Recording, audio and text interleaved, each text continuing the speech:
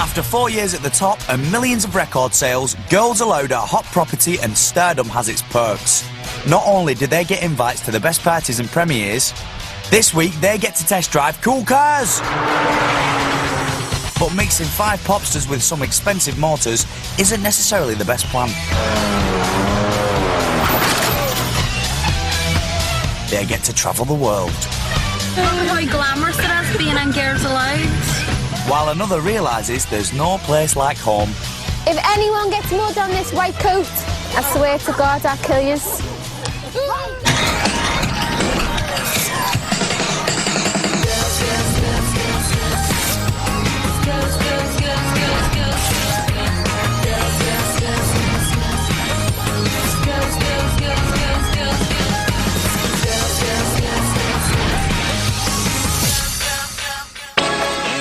2006 has been a hectic year for Girls Aloud.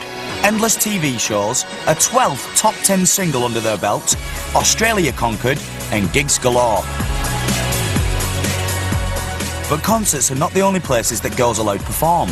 If the price is right, the girls will also sing at private company parties. People just think you do your tours, you do your TVs, you do, your promotion and that's it. But there's a hell of a lot of events that people don't get to see. The girls do a lot of corporate gigs, and the reason we do them is because the girls like playing live. That's their favourite thing to do, and we get well paid for it. March 2006 and the Foxy Fivesome are in the heart of the Mediterranean.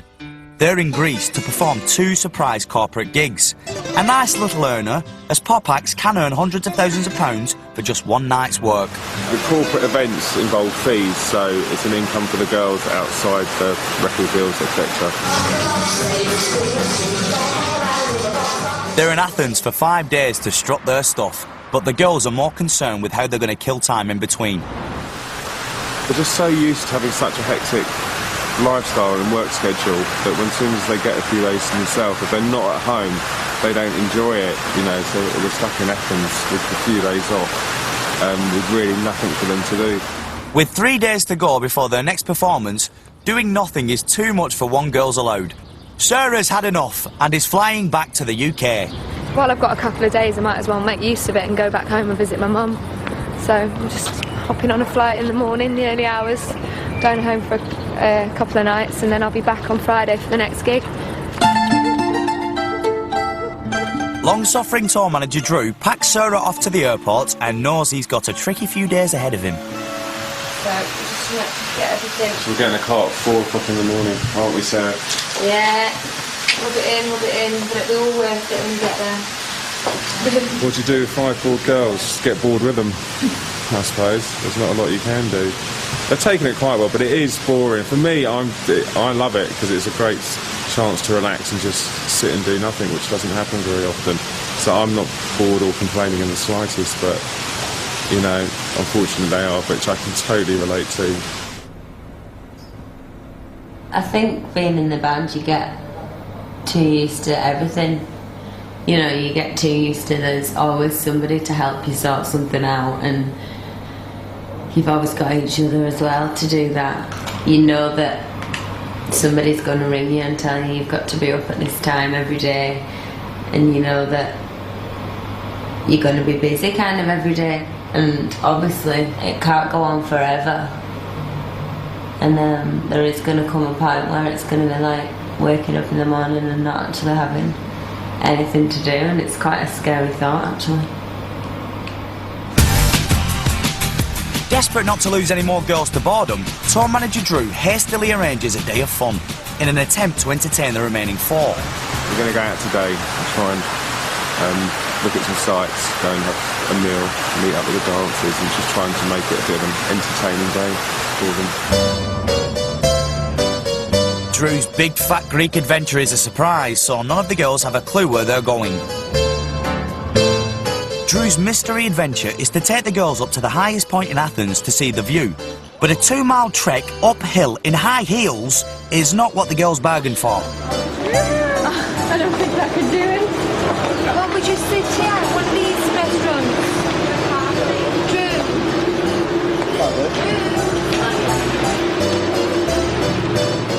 Cheryl isn't happy faced with her equivalent of Mount Everest. Drew, are you taking the piss? And she's climbing it in stilettos.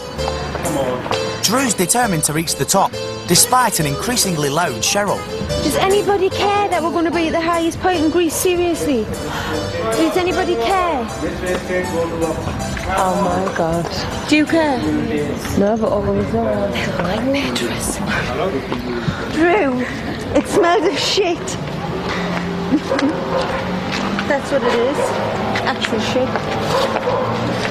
Do the people not have the fucking poop and scoop rule here? And things are landing and everything. It's a shit. It's all a shit. It's awful. Everything different things.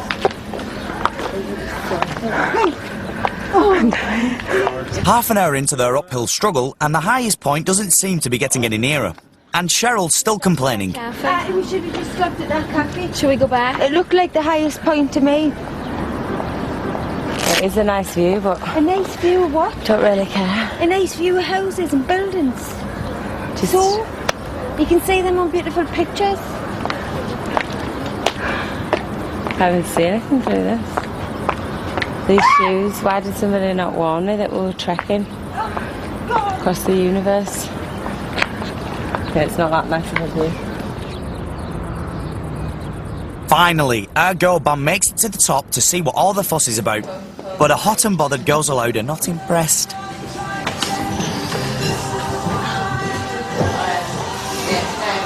I was scared, you know, I could have slid, I was sliding, could have slid off the edge of the stairs, plummeted to my death, just for the sake of this. Who cares about being at the top peak of Greek? All you can see is buildings. For real? I'm really for real. I couldn't give a shit. You know, Sarah's going to be laughing her head off when she watches this part of the documentary. Drew allows the girls to take the easy route back down, but their Greek adventure is far from over.